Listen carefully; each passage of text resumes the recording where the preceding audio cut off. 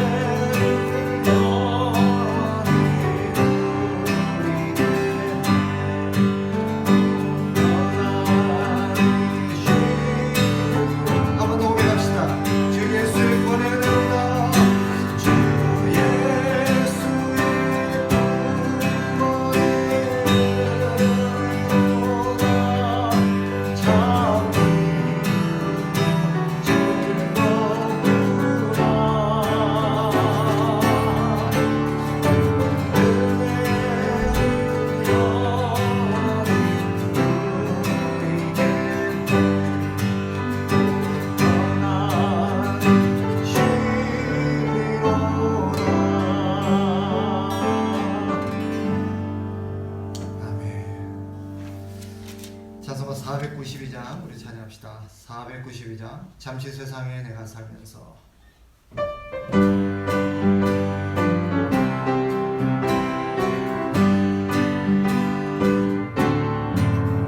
잠시 세상에 내가 살면서 항상 찬송 부르다 나를 저물어 원하시는 영광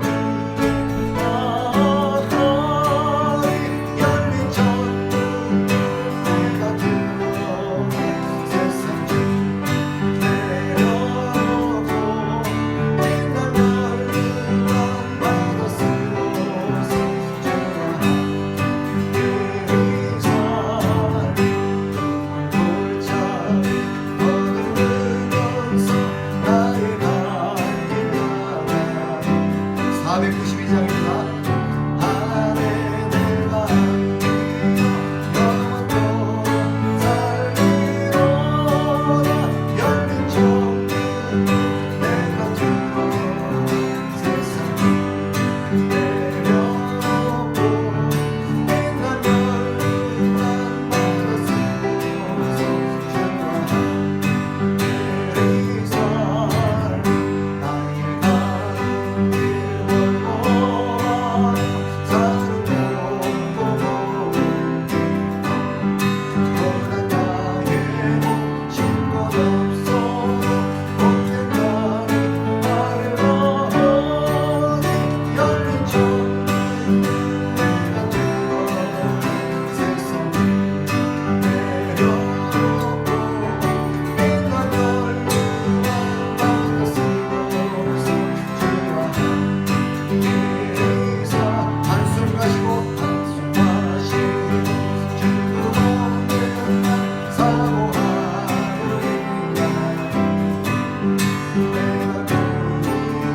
주를 배울 때 나를 이끌어 지리라 열린 천국 내가 들어 세상 내려오고 빛난 열루만 받아 쓰고서 주라 열린 천국 열린 천국 내가 들어 세상 내려오고 빛난 열루만 받아 쓰고서 주라 이리살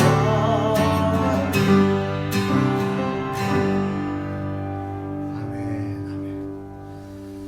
우리 사성가 510장 같이 찬양 드립시다. 510장 하나님의 진리 등대 찬양 드립시다.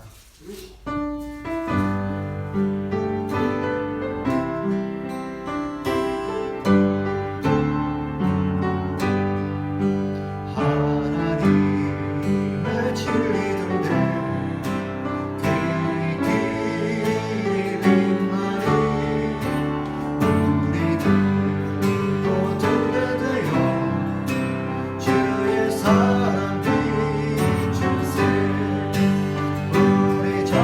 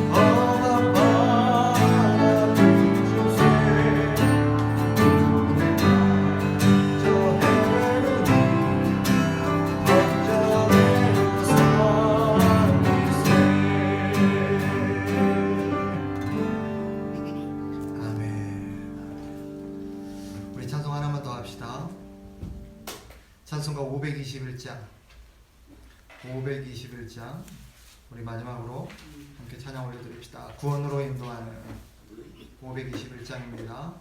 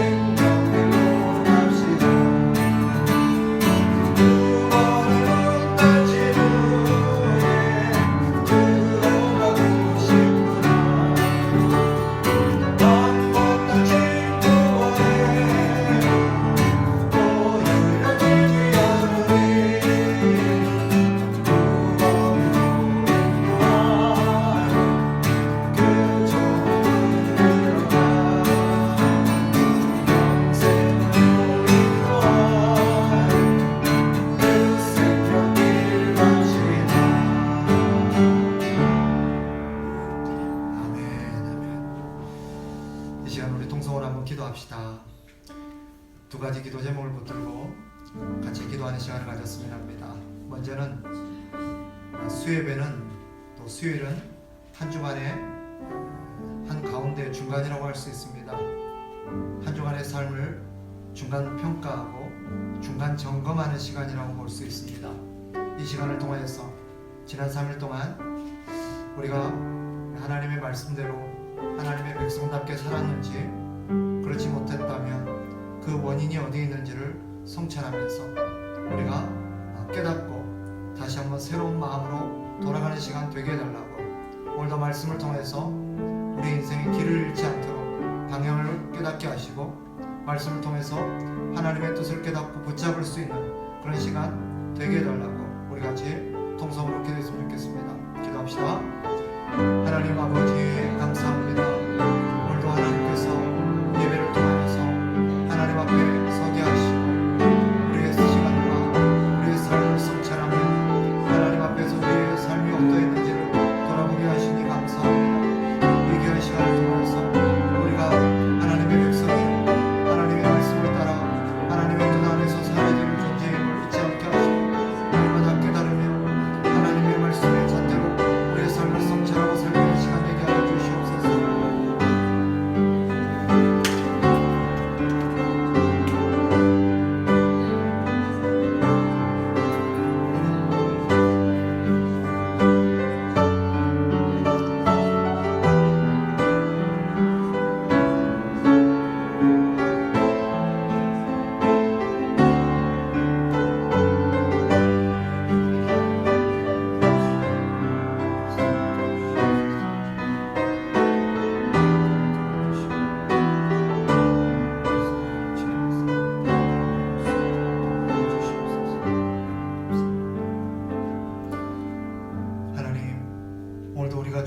말씀 앞에 섰습니다.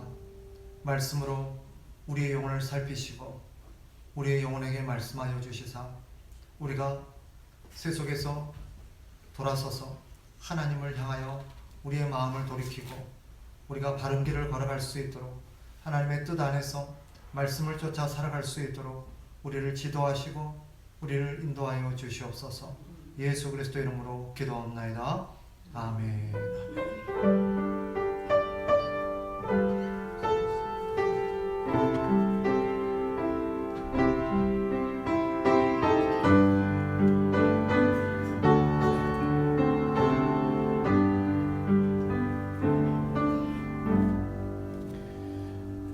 말씀 같이 봅시다. 오늘 우리가 함께 나눌 말씀은 구약성경 욥기서입니다. 욥기서 29장 788페이지예요. 구약성경 788페이지 욥기 29장 1절부터 7절까지의 말씀을 보겠습니다. 구약성경 788페이지 욥기 29장 1절에서부터 7절의 말씀입니다.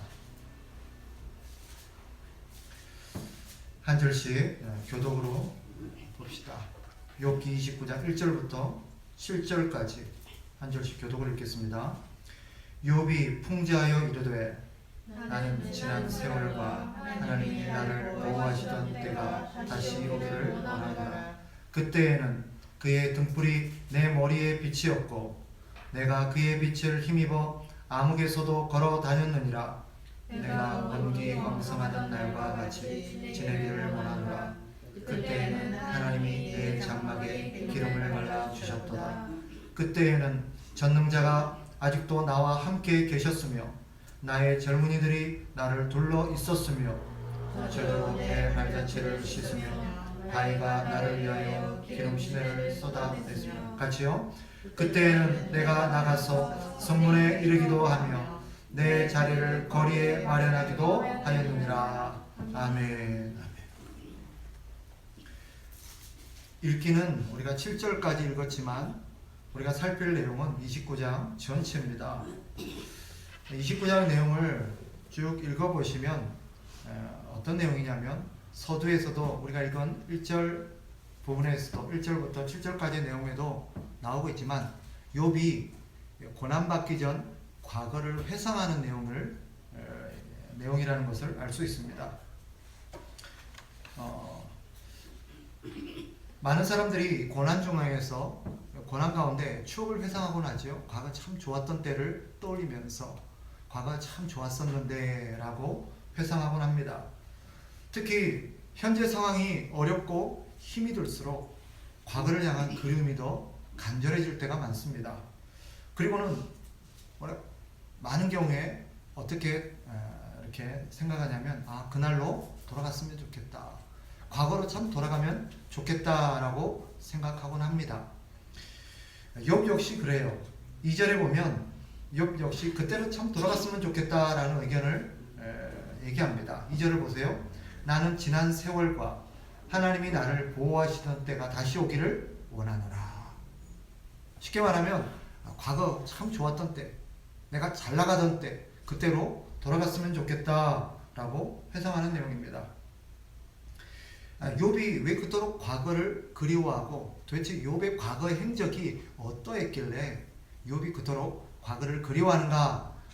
우리가 밑에 내용을 쭉 살펴보면 참 놀랍습니다. 우리가 읽진 않았지만 욥이 참 대단한 사람이었다라는 것을 알 수 있어요. 몇 가지만 한번 살펴봅시다. 1절부터 7절까지의 내용은 욥이 경제적으로 풍요로웠던 것을 얘기하는 부분입니다. 먼저 6절에 보세요. 이렇게 말합니다. 저주로 내 발자취를 씻으며 바위가 나를 위하여 기름 시내를 쏟아냈으며. 이게 무슨 말인 거 아니? 이 젖은 바로 소에서 나오는, 양에서 나오는 젖을 말하는 거죠. 이 젖이 얼마나 풍요로웠든지 풍족했든지 내 발을 씻고도 남을 정도로 남아돌았다는 뜻이에요. 그만큼 풍족했고 기름 역시 아주 풍부했다는 것입니다.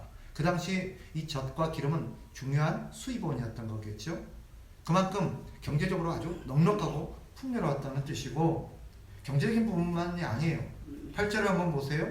그의 삶 또한 대단했습니다. 8절 이렇게 말하죠. 나를 보고 젊은이들은 숨으며, 이 젊은이들이 숨었다는 것은 욥이 무서워서 도망갔다거나 욥을 피했다는 뜻이 아니에요. 이것은 욥이 길을 걸어가면 어떻게 했다는 거예요? 옆으로 싹 물러섰다는 것입니다. 비껴섰다는 거예요. 왜 그래요? 옛날에 우리 드라마나 연속곡이나 영화를 보면 어때요? 고관대장이나 아주 높은 사람이 왔을 때 어떻게 해요? 옆으로 다 비껴서죠. 그것은 그 사람에 대한 존경의 뜻입니다.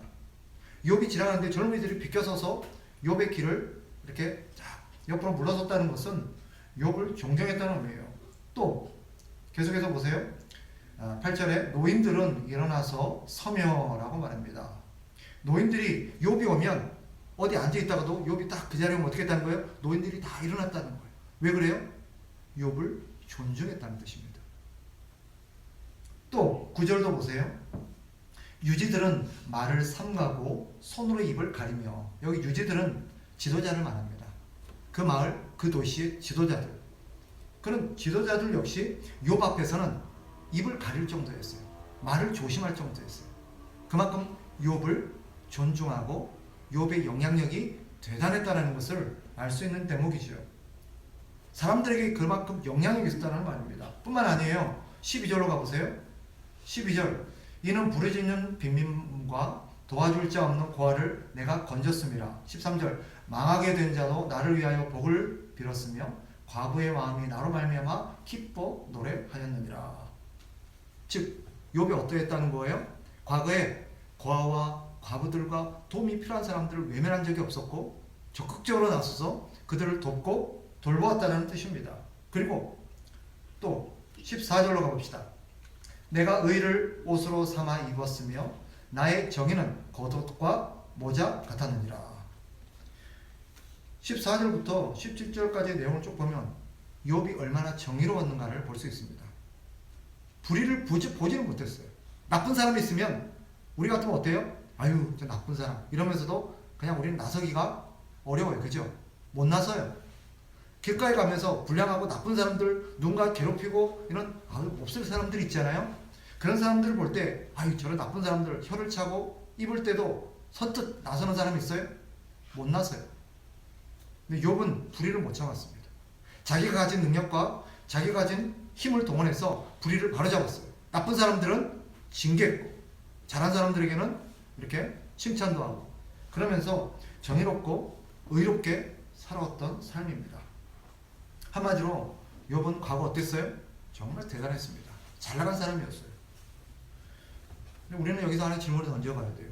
욥이 이렇게 과거를 추억하면서 그때로 돌아갔으면 하는 마음 우리는 납득이 됩니다. 그죠? 그만큼 지금 고난이 심하고 어려우니까 과거에 좋았던 시절을 떠올리는 것은 이해가 됩니다. 그런데 사실 욥이 이런 과거를 떠올리는 사실은 속내는 따로 있습니다. 29장만 읽으면 그것이 다 드러나진 않지만 30장에 읽어보면 지금과 비교하는 게 나옵니다. 29장에는 계속 반복되는 단어가 그때는 이었어요. 그런데 30장에 가보면 지금은, 현재는 이렇게 말합니다. 그러니까 지금은 어떻다는 거냐? 사실은 모든 게 어렵고 힘들다는 거예요. 근데 이 속에는 어떤 내용이 나오냐면 29장부터 3장까지 쭉 읽어보면 여기서 이런 고난 속에서 과거를 추억하고 현재의 자기의 어떤 슬픔들을 얘기하는 대목에서 욥이 어떤 마음이 묻어나온지를 잘 보면 욥이 하나님께 서운한 마음이 있다는 것을 알게 됩니다. 하나님을 향한 서운함이 거기서 드러나요. 즉 무슨 말이냐? 우리가 29장을 쭉 읽어보면 욥이 과거 자기가 얼마나 대단한 삶을 살았는지, 얼마나 의로운 삶을 살았고, 얼마나 많은 사람에게 존경받았고, 얼마나 선한 일을 많이 했는지 자기의 의로운 공적들을 쭉 얘기하는 내용이 나오죠. 근데 그 뒤에 보면 그럼에도 불구하고 지금 결과가 너무 안 좋다는 거. 내가 과거 어떻게 살았는데, 내가 과거 얼마나 정의롭고 얼마나 선을 많이 베풀고 이렇게 살았는데, 그렇다면 기대되는 현재의 삶은 뭐예요? 과거 내가 참 하나님 앞에 의로운 삶을 살고 내가 참 정의롭게 살고 선한 일을 많이 했어요. 그렇다면 우리는 그 나중에 어떤 삶을 기대해요? 하나님으로부터 뭔가 복을 기대해요. 하나님이 나에게 참 그래 너 잘 살았다, 참 의롭게 살았다 하고 하나님이 복을 주셔서 나중에는 어떻게 돼야 돼요? 더 잘 돼야 돼요. 그런데 삶이 어떻게 됐어요? 과거에 그렇게 의롭고 대단한 삶을 살았음에도 불구하고 지금은 너무 고통스럽고 비참하다는 거예요. 이렇게 말하는 의도가 뭐예요? 하나님께 서운함을 얘기하는 거예요. 하나님, 너무 서운하다는 거예요. 내가 과거 어떻게 살았는데 하나님이 아시는데 지금 나에게 이런 결과를 주시다니, 지금 그 얘기하고 있는 거예요. 즉 하나님이 자신의 의로운 삶에 비해 제대로 보상해주지 못한 것에 대한 불평이 여기 드러나 있습니다. 사실 우리들이 그래요. 우리의 삶에 고난이 생기고 어려움이 생기면 우리가 거의 대부분 사람들이 똑같이 반응을 합니다. 첫째 뭐예요? 과거의 자기 의로운 삶을 떠올려요. 내가 옛날에 하나님 얼마나 잘 섬겼는데, 내가 옛날에 믿음 생활 얼마나 잘했는데. 그런데 하나님께서 안 알아주시더라는 거예요. 거기에 대한 응당한 보상을 안 해주시더라는 거예요. 자, 그렇다면 우리가 여기서 하나 좀 짚고 나와야 할 부분이 있습니다. 뭐냐? 이거예요. 정말 욥의 과거의 삶이 전부 이랬을까 하는 것입니다. 즉 욥이 자신이 하나님 앞에서 의롭게 살고 또 선을 많이 베풀고 정의로운 삶을 살았던 그런 분명히 시절이 있었을 거예요. 그런 일들이 분명히 있었을 것입니다. 그렇다면 욥의 생애가 전부 다 그랬냐는 거예요. 지금까지 살면서 욥은 잘못한 것은 하나도 없고 하나님 앞에 실수한 것은 아무것도 없고 항상 의롭고 바르게만 살았겠냐는 거예요. 그렇지 않을 겁니다. 사실 욥의 기억은 지금 말하고 있는 욥의 회상, 기억의 회상은 일부분에 불과해요. 그중 좋은 것만을 기억하고 있는 것입니다. 모든 삶이 항상 옳았을 리도 항상 좋았을 리도 없어요. 생각해 봅시다. 우리가 기억이 잘 안 날 수도 있고 기억 안 하고 싶을 때도 있지만 우리가 살면서 항상 좋은 날만 있었을까요? 그렇지 않아요. 과거 우리가 하나님 앞에서 의롭고 바르게 살았던 적이 있을 거예요. 분명히. 하나님 앞에서 열심히 신앙생활한 적도 있었을 겁니다. 물어봅시다. 그렇다면 항상 옳고 바르게만 신앙생활했습니까? 근데도 대부분 사람들이 뭔만을 기억해요? 좋았던 것, 잘했던 것, 이런 것만을 기억합니다. 사실 우리의 기억은 우리가 기억하고 싶은 것만 기억하는 경향이 있어요. 그게 우리의 뇌의 작용이에요. 결과적으로 우리의 기억은 많이 왜곡되어 있는 경우가 많이 있습니다. 사실 저만 봐도 그래요. 저만 봐도 과거에 어떤 잘했던 것들을 시간이 가면서 점점 뭔가 살이 붙는 것 같아요. 요만큼 잘해놓고 나중에 가면 이만큼 잘한 것처럼 어느새 포장이 돼 있어요. 이게 가면 갈수록 더 내 기억이 왜곡되는 것 같아요. 잘못한 것은 어떻습니까? 과거에 많이 잘못했는데 시간이 갈수록 그 잘못이 점점 작아져서 요만큼밖에 잘못 안 한 것 같아요. 왜 그렇습니까? 우리의 생각, 우리의 마음은 부패되어 있기 때문에 완전하고 온전하게 기억을 못하고요. 우리 마음은 또 부패로 이기적이기 때문에 우리 중심적으로, 자기 중심적으로 자기를 어떤 위한 그런 방식으로 왜곡되어 있습니다. 욥이라고 얘기했어요? 욥 역시 마찬가지. 또 한 가지 우리가 질문해 볼 점이 있습니다.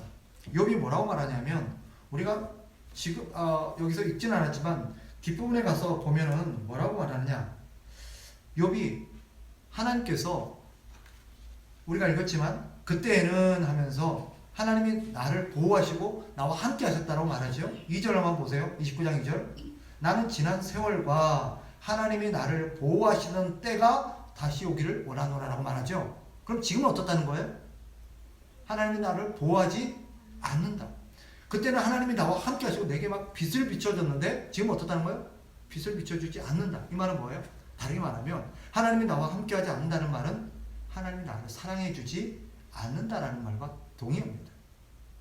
그때는 하나님이 나를 보호하시고 나를 많이 사랑해 주시고 나의 은혜를 많이 베풀어 주셨는데 이 말은 뭐예요? 지금은 안 그렇다는 얘기예요. 뒤에 우리가 보겠습니다만은 다음 주에 보겠습니다만 30장에 바로 그런 얘기가 나와요. 하나님이 지금은 나를 사랑하지 않고 오히려 나를 이렇게 박해하고 나를 징계하고 나에게 막 힘들게 하는구나. 하나님께서 자기에게 막 그렇게 잘못된 대우를 한다고 욥이 불평하는 내용이 나옵니다. 그러면 우리 여기서 질문을 던져야 돼요. 진짜 욥이 생각하는 것처럼 하나님이 과거에는 함께 하셨는데 지금은 욥과 함께 하지 않으실까? 과거에는 하나님이 욥을 사랑하셨는데 지금은 욥을 사랑하는 마음이 변하셨을까? 그럴까요? 아니에요. 이런 착각은 어디에서 비롯됩니까? 욥이 과거에는 하나님이 나와 함께 했는데 지금 함께 하지 않는다. 그 근거를 어디에서 찾는 거예요? 자기 환경에서 찾아요. 자기 일에서 찾아요. 즉 우리는 어떤 오해를 갖고 있냐면 욥과 같은 오해 한 가지를 갖고 있는데 내 일이 잘 되고 내가 건강하고 내 주변의 환경이 좋으면 뭐라고 이해를 해요? 하나님이 나와 함께 하시면서 나를 많이 사랑해 주시고 내게 참 많이 은혜를 베풀어 주신다라고 고백을 해요. 다들 그렇게 합니다. 간증하는 거 못 보셨어요? 막 잘 되면 뭐라 그래요? 아, 하나님이 나에게 얼마나 은혜를 많이 부어 주셨는지. 근데 우리 일이 안 되고 병에 걸리고 슬픈 일이 막 생기고 그러면 뭐라 그래요? 하나님 나를 사랑하지 않는다면서. 하나님이 나에게 관심이 없다고 이렇게 생각을 합니다. 즉 좋을 때는 하나님이 함께 하시고 안 좋은 것은 하나님이 함께 하지 않는다라고 우리는 생각합니다. 오해지. 오해입니다. 하나님은 그때나 지금이나 함께 하시고 그때나 지금이나 욥을 사랑하십니다. 우리가 이해할 수 없지만 욥의 비극이 하나님이 사랑하지 않는 증거가 아니에요. 하나님이 함께하지 않는 증거가 아닙니다. 욥기 전체를 통해서 우리가 보는 결론은 뭐예요? 하나님이 욥에게 이런 비극과 아픔을 주신 것은 욥과 함께하지 않는 것도 사랑하지 않아서도 아니에요. 우리가 알 수 있는 분명한 이유 한 가지는 뭐예요? 하나님이 욥을 성장시키기 위한 방안으로 이런 고난과 비극을 허락하셨다는 것입니다. 사랑한다면 우리는 좋은 것만 줄 것 같고 하지만 그렇지 않아요. 우리는 삶 속에서도 우리도 그럴 때가 많습니다. 봐봐요. 예전에 제 얘기를 해서 좀 그런데 전에 제가 부교육자로 섬기던 서울에서 사역했던 교회에서 어떤 일이 있었냐면 저 외에도 부교육자가 여러 명 있었습니다. 그런데 제가 섬겼던 교회 담임 목사님이 유난히 저를 많이 뭐라 하셨어요. 설교를 할 때도 그렇고 다른 사람보다 물론 제가 선임이라서 그런 것도 있겠지만 저에게 많이 꾸짖음을 하시고 많이 이렇게 지적을 하셨어요. 다른 사람에 비해서 내가 많이 지적을 받으니까 저는 어떨까요? 담임 목사님 나를 미워하나? 나를 싫어하나? 왜 나만 갖고 그러지? 막 그런 거 섭섭한 마음이 들더라고요. 나름대로 제가 선임으로서 부끄럽지 않고 열심히 성실하게 한다고 하고 있고 좀 과장해서 얘기하면 정말 코피나게 설교도 준비하고 열심히 준비하고 있는데 목사님 계속 지적을 하는 거예요. 끝나고 나면 설교가 왜 그러냐? 표현은 또 왜 그러냐? 이러면서 지적을 하는 거예요. 너무 속상한 거예요. 막 성심 가운데 있고 목사님 나를 싫어하는가 보다 이렇게 생각하고 있는데 한날은 담임 사모님이 저한테 그런 얘기를 하더라고요. 김 목사님 속상하죠? 너무 속상하지 마세요. 우리 목사님이 김 목사님을 미워해서 그런 게 아니라 기대하기 때문에 그렇다.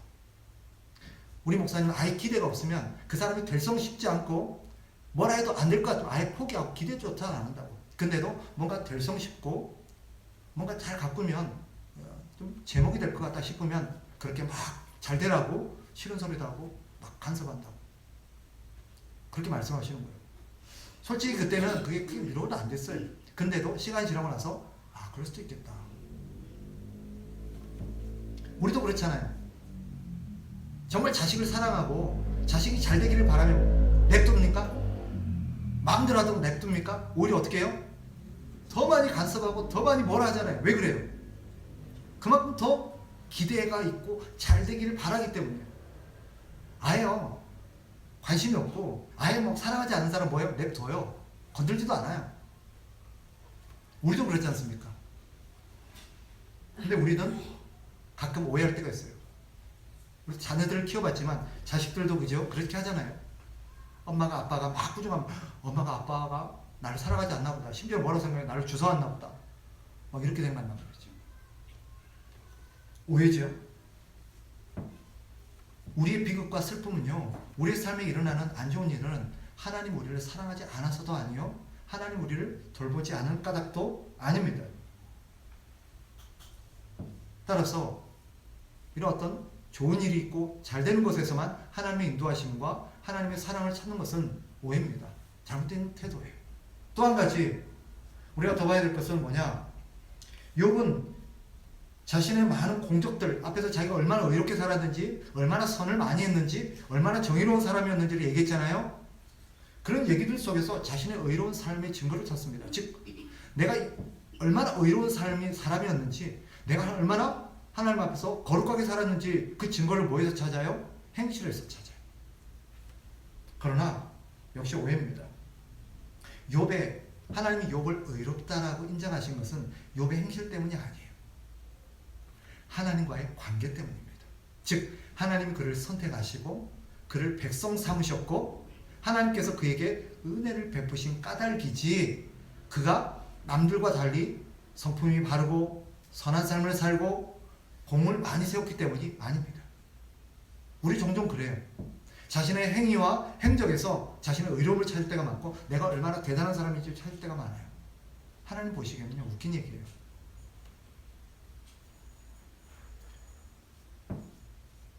우리가 의롭게 되는 것, 하나님 우리를 의롭다고 인정하시고 여기는 까닭은 우리가 하나님과의 바른 관계에 있기 때문입니다. 하나님 우리를 선택하셔서 우리를 자녀 삼으시고 우리를 백성으로 삼으신 까닭이지 우리의 행위가 아닙니다. 그래서 성경은 뭐라고 가르쳐요? 우리의 행위를 자랑하지 말라라고 말해요. 그렇다면 욥이 약자들을 돕고 정의를 실현하고 여러 가지 선한 일들을 많이 한 것은 뭐냐? 하나님의 은혜의 결과일 뿐이에요. 즉 하나님께서 그 안에서 역사하시고 욥을 새롭게 하신, 욥을 통해서 역사하신 하나님의 역사의 결과물이지 욥이 잘나서 그런 게 아니라는 거예요. 따라서 오늘 우리는 욥의 이런 생각, 추억을 회상하면서 욥이 품고 있는 이런 생각을 통해서 우리는 중요한 교훈 한 가지를 받을 수 있습니다. 그리스도인은 이런 고난 가운데 어떤 인생관, 어떤 삶의 태도를 가져야 되느냐? 한마디로 말하면요, 하나님 중심의 인생관을 가져야 돼요. 하나님 중심의 인생관. 그게 무슨 말인고 하니, 우리는 슬플 때도 기쁠 때도, 일이 잘 될 때도 못 될 때도 항상 누구 안에 있어요? 하나님 안에 있다는 것. 즉 하나님과의 바른 관계에 있고 여전히 하나님이 우리와 동행하시고 하나님 우리를 돌보고 있다는 걸 믿어야 합니다. 이게 하나님 중심의 인생관. 그렇지 않고 내 삶의 어떤 환경을 가지고 오늘 잘 되는 거 보니, 일이 잘 풀리는 거 보니, 내 삶이 뭐 평통한 거 보니 하나님 나를 사랑하시는가 보다, 나와 함께 하시는가 보다 이렇게 생각하고, 일이 좀 안 되고 막 아프고 일이 꼬이고 하나님 나를 사랑하지 않는가 보다 이렇게 생각하면 안 돼요. 이건 바른 인생관이 아닙니다. 잘 되든 못 되든 하나님은 여전히 나와 함께 하십니다. 그럼 안 될 때는, 잘 될 때는 어떻게 해야 돼요? 하나님께 감사해야 되죠. 안 될 때는요, 뭔가 하나님이 나를 다듬으시고 나를 성장시키려는가 보다. 이게 욥기가 주는 대답이에요. 이게 바른 인생관이에요. 두 번째로, 우리가 욥에게서 보던, 욥이 참 의로운 삶을 살았잖아요. 우리 역시 의로운 삶을 살 때가 있습니다. 그죠? 우리가 바뀌었어요. 옛날과 달리 이제는 거짓말도 덜하고 또 나쁜 짓도 덜하고 나쁜 생각도 덜하고 또 잘 참고 다른 사람에게 배려하고 좋은 일도 해요. 나누고 베풀어요. 이 모든 것들은 예수 그리스도의 은혜 덕분이지 우리 성품이 그래서가 아니에요. 우리는 타고난 본성상 좋은 일을 할 사람이 아니에요. 좋은 생각을 품을 사람이 아니에요. 이기적이에요. 자기밖에 몰라요. 근데도 남을 배려하고 남을 돌아보고 남을 위해서 기도하고 남을 우리가 베푸는 것은 뭐 때문이에요? 우리 안에 역사하시는 성령님의 결과물입니다. 내 안에서 역사하시는 하나님의 은혜의 결과예요. 내가 잘나서가 아니에요. 그러니까 어떻게 해야 돼요? 우리는 이 공을 누구에게 돌려야 됩니까? 하나님께 돌려야 돼요. 바울이 이렇게 고백하죠. 그러나 내가 나 된 것은 하나님의 은혜로 된 것이니 내게 주신 그의 은혜가 헛되지 아니하여 내가 모든 사람보다 더 많이 수고하였으나 내가 한 것이 아니요 오직 나와 함께 하신 하나님의 은혜로라 라고 말합니다. 우리가 기억하는 많은 사도들이 있지만 그 사도들 중에 바울이 뭐라고 말해요? 내가 그 어떤 사도보다도 많이 수고했다. 자기도 자기가 많이 수고했다는 걸 알아요. 그러나 이것은 내가 한 것이 아니라 누가 했대요? 하나님의 은혜가 그렇게 하게 만들었다는 거예요. 따라서 하나님 중심의 인생관은 모든 공이 하나님 은혜 덕분이라는 것을 항상 생각해야 돼요. 누가 여러분을 칭찬하고 누가 참 잘했다고 참 대단하다고 우리 할 때 우리는 어떻게 해야 돼요? 다 누구 덕분이래요? 하나님 덕분이에요. 우리 예수님 덕분이에요. 공을 하나님께 돌려야 돼요. 이게 하나님 중심의 인생관이에요. 마지막 한 가지만 더. 우리는 모든 상황 속에서 예수 그리스도를 본받아서 하나님께 영광을 돌려야 합니다. 이것이 하나님 중심의 인생관입니다. 그래서 우리는 오늘 욥이 갖고 있는 이런 오해를 거울 삼아서 반면교사 삼아서 우리에게도 어려운 일이 생길 수 있어요. 고난이 생길 수 있어요. 그러나 그때에도 하나님 중심의 인생만을 가지고 인생을 바르게 볼 수 있는 눈이 필요해요. 우리의 환경과 우리의 잘됨에서 하나님의 함께 하심을 찾는다면 우리는 필경 실족하고 실망할 거예요. 왜? 솔직히 좋은 날, 잘 되는 날이 많을까요? 잘 안 되는 날이 더 많을까요? 우리 인생에 잘 안 되는 날이 더 많아요. 실제로 그래요. 근데 지나고 나면 다 좋은 날만 있는 것처럼 생각돼요. 그건 우리의 기억이 왜곡되어 있었기 때문에. 아닙니다. 그러나 그 모든 날 동안에, 모든 인생 동안에 우리 주님은 함께 하십니다. 우리가 힘들 때도 함께 하셨고 좋을 때도 함께 하셨습니다.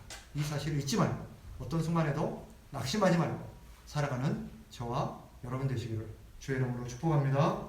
기도하겠습니다. 하나님 아버지, 그렇습니다. 우리도 욥처럼 힘든 일이 생기고 어려운 일이 우리의 삶에 닥칠 때 우리는 과거를 추억하면서 현재를 비관할 때도 있고 하나님 앞에 불평을 드러낼 때도 있습니다. 하나님이 나와 함께 해주지 않는 것처럼, 하나님 나를 사랑하시지 않는 것처럼 우리는 오해하면서 우리의 형편의 넉넉함과 우리의 환경의 잘됨에서 하나님의 돌보심과 하나님의 사랑을 확인하려는 빗나간 경향이 있습니다. 하나님 아버지요, 우리가 어떤 상황에 있든 하나님 여전히 우리와 함께 하시고 우리를 돌아보시며 우리와 동행하신다는 것을 잊지 않게 하시고 모든 상황 속에서 하나님 중심의 인생관을 가지고 살아가게 하옵소서. 잘 되는 것도 하나님의 은혜요, 안 되는 것도 하나님의 은혜며 우리는 모든 것이 하나님의 은혜 덕분이라는 것을 잊지 않고 살아가는 성숙한 하나님의 사람들로 살게 하여 주시옵소서. 예수 그리스도 이름으로 기도합나이다. 아멘. 주기도문으로 예배 마치겠습니다. 하늘에 계신 우리 아버지여, 이름이 거룩히 여김을 받으시오며 나라가 임하시오며 뜻이 하늘에서 이루어진 것 같이 땅에서도 이루어지이다. 오늘 우리에게 일용할 양식을 주시옵고 우리가 우리에게 죄 지은 자를 사하여 준 것 같이 우리 죄를 사하여 주시옵고 우리를 시험에 들게 하지 마시옵고 다만 악에서 구하시옵소서. 나라와 권세와 영광이 아버지께 영원히 있사옵나이다. 아멘.